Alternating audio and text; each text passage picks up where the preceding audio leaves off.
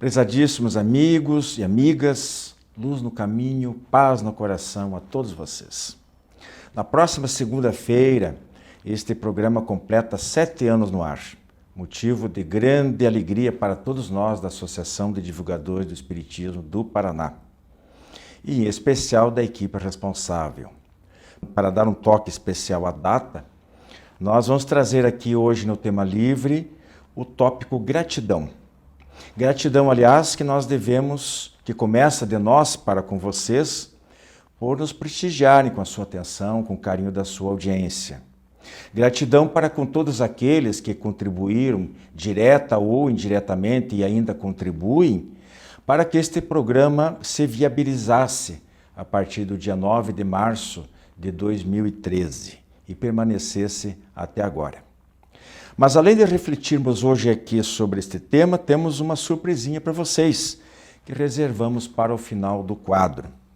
Muita gente já conhece, principalmente entre os espíritas, mas talvez muitos ainda não tenham ouvido e o farão pela primeira vez. Portanto, não percam, dentro do quadro Tema Livre, no final dele, a mais pura e completa manifestação de gratidão que as palavras, quando ditas com o coração, podem expressar. O Diálogo Espírita começa agora.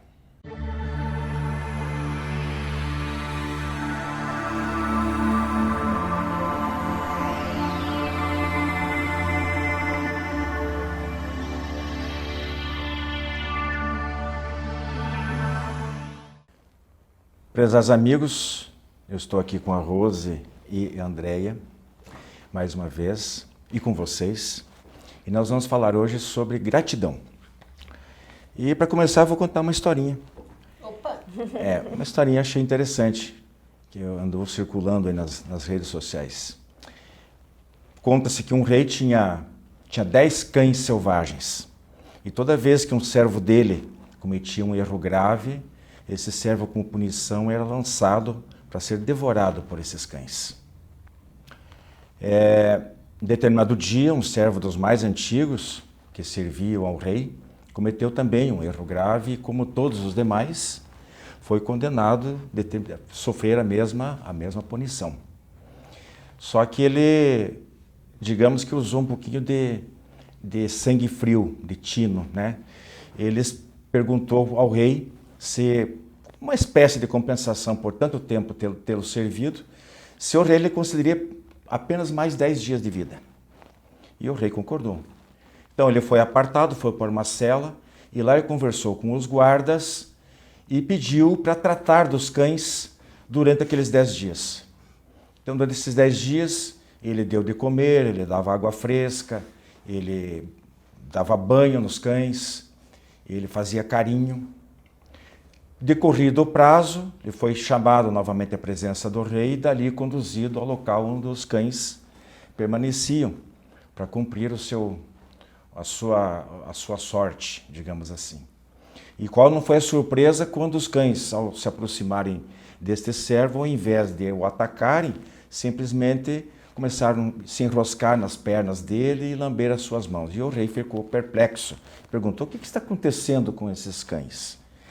E aí o servo de lá de onde estava, ele explicou, disse: bom, eu servi esses cães, cuidei deles por apenas 10 dias, e eles não esqueceram tudo que eu fiz por eles. E Vossa Majestade eu servi por 10 anos, e no meu primeiro erro eu sou condenado à morte. Então aí é o que nós podemos tirar de moral da história, é o contrário do nosso tema, né? Que não é a gratidão, é a ingratidão.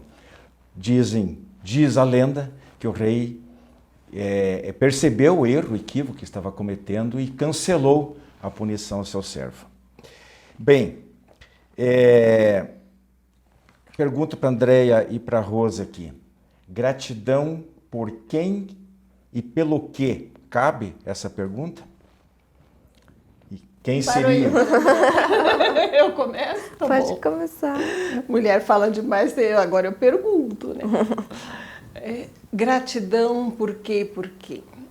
Em primeiro lugar, a sua história é bem interessante, mas ela se prende, né, ao conceito de gratidão como quase uma atitude retributiva.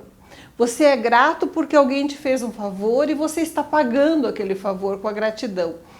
E o sentimento de gratidão, na visão espírita, ele é mais uma qualidade moral. Quando nós somos gratos, nós estamos nos conectando às forças superiores da vida, da generosidade. A pessoa que só pensa em si mesma, que é egoísta, né, que vive para a própria satisfação, está sempre reclamando. Né? Ela não tem tempo para ser grata. Por quê? Porque ela se sente credora de todos os direitos. Então fica reclamando dos outros ou esperando que outros venham fazer por ela aquilo que ela deseja, gostaria ou espera. O que não é ruim de todo, mas é um sentimento ainda imaturo, infantil. A gratidão seria, então, no meu entendimento, aquele sentimento de reconhecimento por tudo que a vida nos traz. Então, gratidão a Deus em primeiro lugar, a nós mesmos pelos nossos esforços por existirmos, mas a vida em geral, por tudo que nos oferece. Nem sempre lições muito fáceis, suaves ou doces, mas o aprendizado necessário que a gente sabe que precisa para a conquista da nossa libertação espiritual, para o nosso crescimento, para a nossa ascese. Gratidão para mim, portanto, é por tudo. Paulo dizia, né, em tudo dai graças. E essa atitude é básica, é uma atitude de um olhar, um sentimento de generosidade própria para com a vida, em que você se sente não credor, mas devedor das benesses, né? Tentando estar em sintonia com as fontes da generosidade, do amor. Gratidão a Deus, à vida, por tudo que nos dá, especialmente pelas lições difíceis que nos fazem crescer, o que é a parte mais difícil de termos. E agradecer até pela dor, é bem lembrado. Eu refaço a pergunta, repito a pergunta para você, porque eu sei que você vai ter coisas para acrescentar. Gratidão pelo quê e para quem, ou por quem? Gratidão por você começar a falar também. Retributiva, de fato.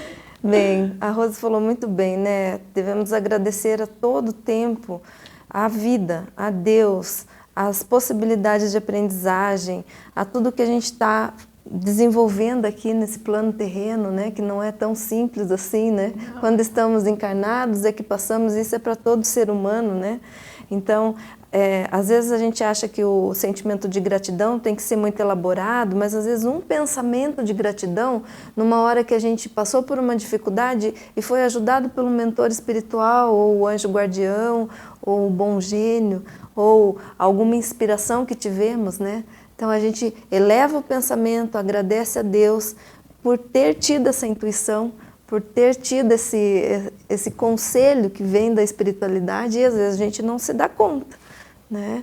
Então a gratidão é esse sentimento que inunda o cérebro e as pesquisas demonstram isso, né?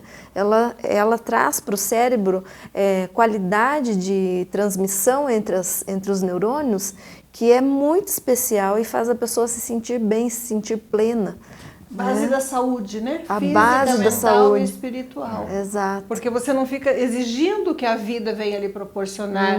Você se sente devedor perante a vida e quer retribuir. É um olhar de generosidade, né? Eu lembro muito do que Paulo colocou, né? Em tudo sede gratos, né? Até pelas dores e pelos sofrimentos, mas não se prendam, né, à sombra do mal, porque o que ele quis dizer aparentemente foi que o mal é uma ilusão, é temporário, que nós devemos nos fixar nas coisas boas. Eu penso, sendo Deus, né, todo-poderoso, fonte de todo amor, toda luta que nos chega, toda experiência, toda dificuldade, tem que ser um ato de amor ou não veio de Deus? Se não fui eu que provoquei imediatamente, pelo menos, né, e me veio aquela experiência na vida, é porque de alguma forma as forças superiores acharam necessário aquilo para o meu aperfeiçoamento. Então, reter o que é bom é isso, ter esse olhar de analisar a finalidade daquilo que passamos, por doloroso que seja, e tentar crescer nesse aprendizado, sem perder tempo reclamando. Joana de Ângeles, o espírito que orienta o Divaldo Franco, sempre nos diz, né? Reclamar é perda de tempo. Mas é mais que isso, não é só perda de tempo. Quando você reclama, você incomoda os outros, você se torna uma pessoa desagradável, opressiva, tira a sua saúde. E é ingrato com Deus, né? Que está lhe mandando em ato de amor o que você precisa para o seu aprendizado nesse momento, senão não seria Deus. Eu até gostaria de acrescentar alguma coisa em relação a esse começo de tudo, que é a gratidão a Deus, acima de qualquer coisa. Já o mandamento diz que amar a Deus sobre todas as coisas. E é tão importante porque, de fato, eu lembro muito, faço uma conexão, acho que é com a questão 1019 do Livro dos Espíritos, onde quando em vida, Santo Agostinho, né, um dos mestres da Igreja Católica, ele fala sobre, mas daí como espírito, ele fala sobre a necessidade do exame de consciência toda noite, quando a gente deita ao dormir, para ver onde acertou, o que errou, se você ofendeu alguém, e no outro dia fazer plano. Mas esse é o momento também todo especial de você agradecer a Deus. Na hora que você repassa todo o teu dia, que aliás eu tenho o hábito de abrir os olhos, acordar de manhã e agradecer, porque eu acordei vivo no corpo. Não que eu me iluda que eu vou ficar sempre nele, nem que talvez isso algum dia seja vantajoso. Talvez eu nem... Um dia não vai ser mais. Você vai se desprender e vai querer partir. Mas por enquanto eu me considero muito bem por aqui. Né? E a primeira coisa que eu faço... Sou grata. Eu acho que cada dia da vida já é um presente de Deus. E a prece de agradecimento a Deus no dia que se começa é a melhor maneira de começar o seu dia. E no final, porque você repassa o que você fez. E aí que entra, com todos os percalços, com todas as tribulações, com todas as dificuldades, você lembrar que graças a Deus você está aqui porque todo momento nós estamos aprendendo alguma coisa, estamos fazendo alguma coisa. Então empregue bem o seu tempo, que você vai estar se construindo também. Mas existem outras pessoas. Pessoal, né, de disciplina. Agora, Rose e André, existem muitas outras pessoas aqui, eu numerei, só para vocês pegarem alguns aqui. Agradecer aos pais, aos filhos, irmãos, vizinhos, amigos, colegas, o motorista do coletivo, o gari, o agricultor, o médico. Todas essas pessoas, nós devemos ser gratas a elas. Vocês querem fazer um apanhado disso aí? Quer falar? Eu acho que a gratidão aqui é esse reconhecimento, como você disse, né? Do trabalho do outro, que também está nos auxiliando naquele momento, porque ninguém vive sozinho, né? Isso. Essa roupa que a gente está vestindo, a comida que a gente comeu, todos os elementos que usamos, eles passaram por muitas mãos, né? E aí a gente vai ser grato. E isso é bom expressar, né? Eu acho que é o que o Paulo colocou. Ser grato por tudo e reter o que é melhor. Né? O que significa isso? Às vezes a gente tem um mau hábito, né? De olhar um serviço feito e ver o único ponto torto. Isso, é a pintinha preta no quadro branco, né? Em vez de olhar o quadro geral e ter esse sentimento de gratidão e valorizar o esforço alheio. Por isso que eu digo, a gratidão é um estado de espírito que nenhum de nós ainda domina integralmente. Tem que fazer um exercício diário de olhar, né? Porque o que acontece? Nós nos habituamos à rotina. Nós vamos, às vezes, para o serviço pelo mesmo trajeto, comemos a comida pensando no compromisso seguinte, não sentimos o sabor. Passamos pela flor, não sentimos o perfume, né? Não olhamos a cor. Então, ser grato é ter esse olhar de valorização do mundo que nos cerca, mas não valorização do pretenso mérito pessoal ou buscando reconhecimento, valorização daquilo que nos rodeia. E isso nos dá uma conexão com a vida que preserva a nossa saúde e nos faz jubilosos. Não é só felizes ou alegres, é jubilosos, não é? Por estarmos aqui, como você colocou, vivos, e continuaremos vivos no plano espiritual com o mesmo júbilo se tivermos esse olhar de gratidão.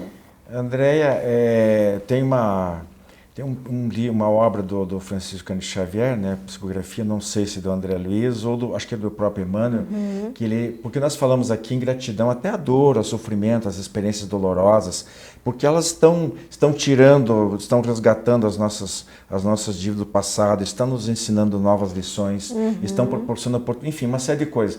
E ele fala lá, há muito tempo que eu li, ele diz que, nós estamos falando dessa gratidão até para as coisas ruins, teoricamente ruins, que ele diz que nós devemos ser gratos também aos inimigos. Porque os inimigos, eles nos radiografam a alma. Eles são os maiores professores, é eles que nos desnudam a nossa intimidade, apontando, olha, você tem esse problema, esse, aquele. E às vezes de uma maneira até bem agressiva e tudo, porque o inimigo não vai poupar, não vai fazer com carinho, né?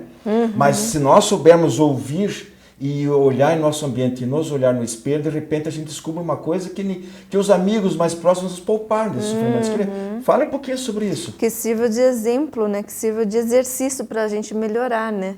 Exatamente, quando a gente se depara com uma pessoa que está nos instigando, que não é grata, né? Muitas vezes essa ingratidão é dentro da família, um irmão, Sim. né? Uma pessoa que é próxima, um tio, um parente, e ele faz com que a gente sinta dor, sinta a tristeza, sinta angústia, e a partir dessa angústia, dessa tristeza, dessa dor é que nós vamos nos encontrar muitas vezes. A gente vai procurar fazer mais oração, a gente vai procurar conversar, ir para terapia, às vezes conversar com um amigo, né? Algumas dores, perda de entes queridos são difíceis, né? Mas se a gente entender a finalidade das múltiplas existências, você consegue sentir gratidão, uma dificuldade. E mais um detalhe que a gente tem que lembrar o seguinte: como não existem pessoas perfeitas, né? As pessoas misturam, tem uma mescla de virtudes, geralmente tem uma mescla de virtudes e defeitos, né? E a gente deve ser, mais ou menos, acho que é o que a Rose colocou lá atrás, devemos ser gratos às pessoas, mesmo aquelas que têm problemas, têm dificuldades, não sei o quê, mas tem aquelas virtudes, e da maneira como aquela virtude nos afeta, nós devemos ser gratos àquela pessoa. Embora, no geral, é isso mesmo. No geral, a gente até não se agrada muito com ela, mas tem coisa que ela contribui para o nosso bem-estar, para o nosso crescimento, eu acho que esse é o caminho. Segredo da vida com alegria, né? Sentimento de gratidão. Gente, nosso tempo acabou, infelizmente. A gente poderia também, de novo, seguir mais um pouco, mas ficamos agradecidos aí pela... Ficamos gratos. Ficamos gratos. Gratidão. Especialmente nesse praticamente aniversário do Diálogo Espírita. 7 anos no ar, com vocês. Tá bom? Obrigado.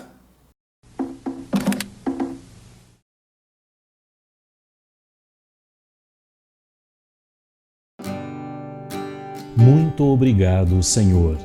Muito obrigado pelo que me deste. Muito obrigado pelo que me dás. Obrigado pelo pão, pela vida, pelo ar, pela paz.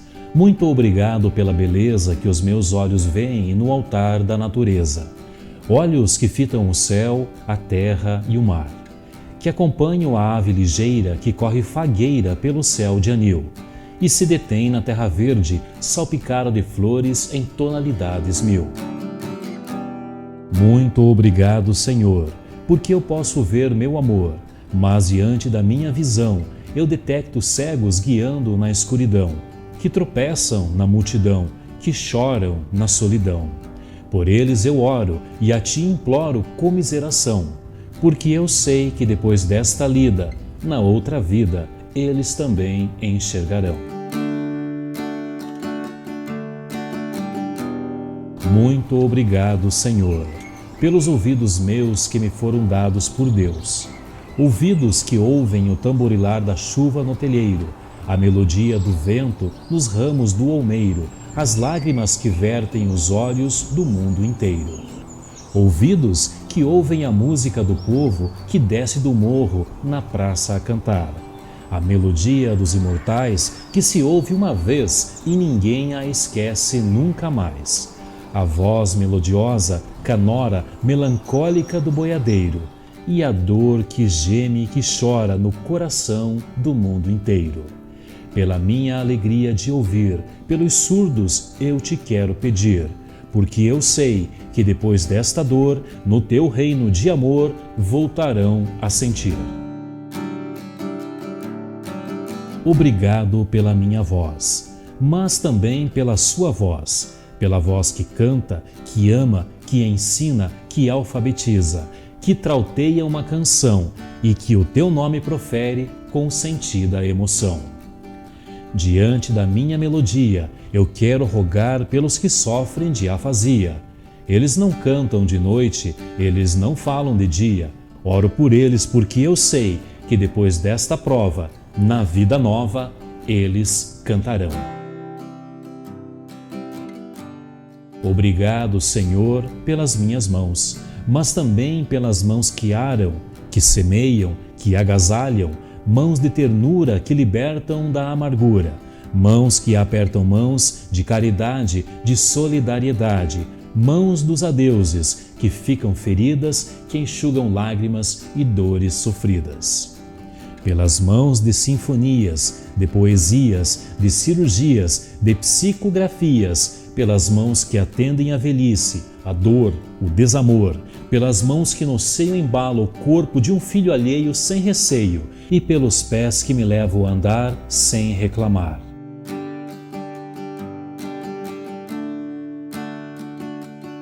Obrigado, Senhor, porque me posso movimentar.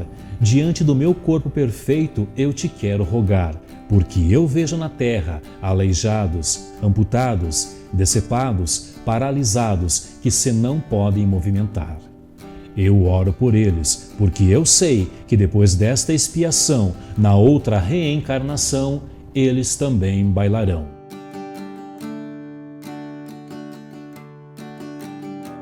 Obrigado, por fim, pelo meu lar. É tão maravilhoso ter um lar. Não é importante se este lar é uma mansão, se é uma favela, uma tapera, um ninho, um grabato de dor, um bangalô, uma casa do caminho ou seja lá o que for.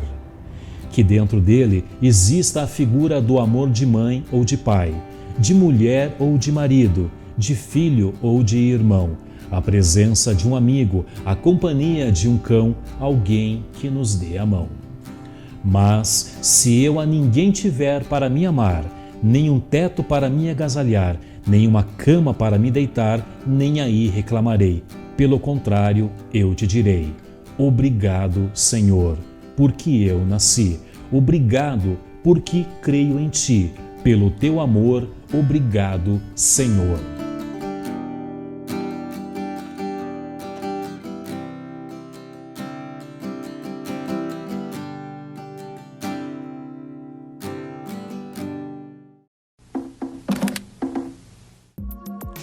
Clube do Livro Espírita de Curitiba.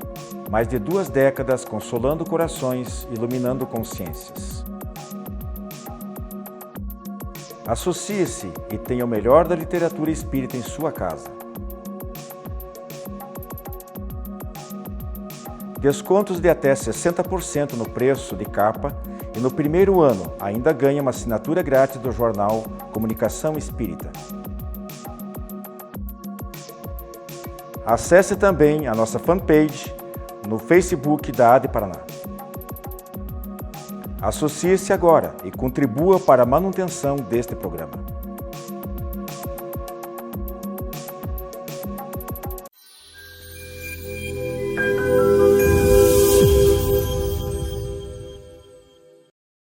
Olá, tudo bem?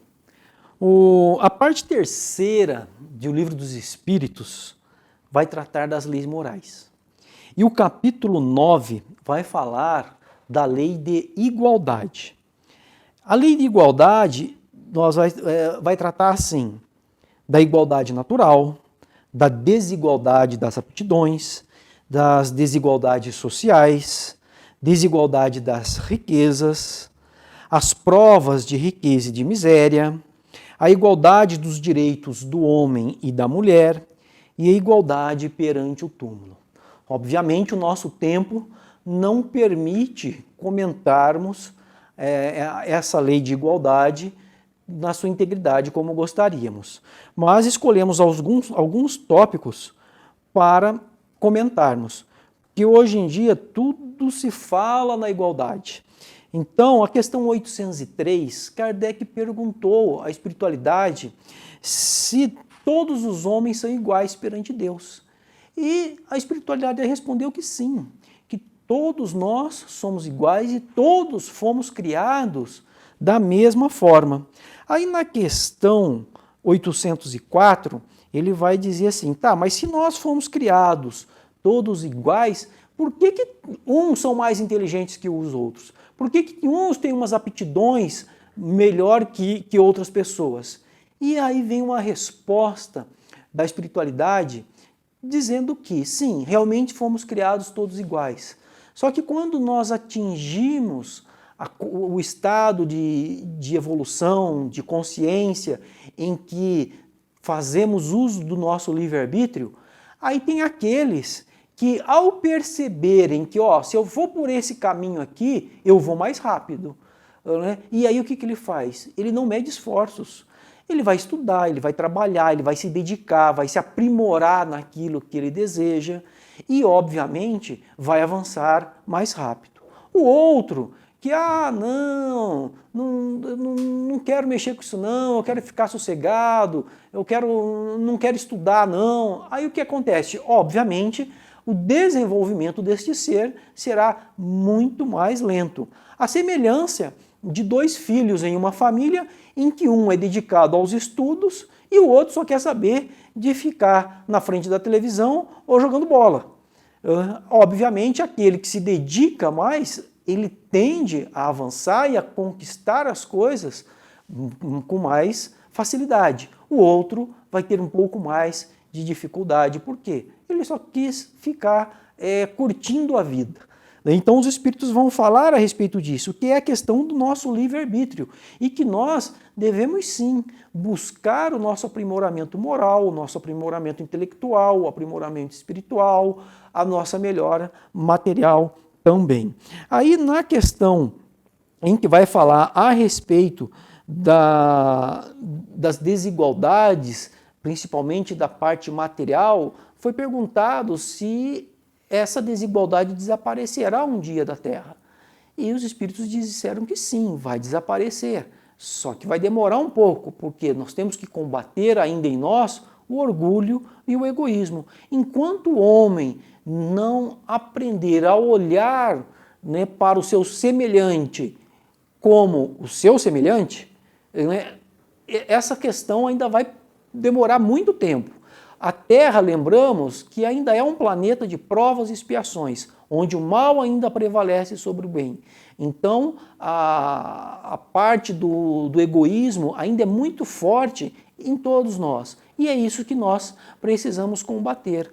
Foi perguntado a Kardec, Kardec perguntou se existiu ou se existirá algum dia essa igualdade das riquezas entre todos na Terra. E os Espíritos responderam que não tem como essa igualdade se manter. Porque basta você pegar um valor igual, distribuir a um grupo de pessoas, não vai demorar muito tempo para que uns terão mais, os outros vão gastar de uma forma exagerada. Então tem que saber utilizar. E isso dessa igualdade na questão financeira, na questão monetária, não vai haver na Terra enquanto existir o egoísmo no coração dos homens. O que nós precisamos fazer é combater em nós. E aí sim, aquele que sobra poderá compartilhar para aquele que falta. O assunto é interessante e eu sugiro que busquem a leitura dessa lei de igualdade no Livro dos Espíritos. Muita paz. Jornal Comunicação Espírita, órgão de difusão da Associação de Divulgadores do Espiritismo do Estado do Paraná. Nesta edição você confere as EQMs, os ensinamentos dos Espíritos e as provas da ciência. Um olhar especial sobre a epilepsia. Glândula pineal, a interseção entre o corpo e o espírito. E também conhece um pouco da história da célebre médium francesa Eva Carrier. Colabore você também com a manutenção desse programa. Faça a sua assinatura do jornal Comunicação Espírita. Assine e recomende. Visite nosso canal no YouTube e confira nosso acervo de programas, debates, entrevistas, o diálogo aberto na visão espírita. Programa Diálogo Espírita, ADEPR no YouTube.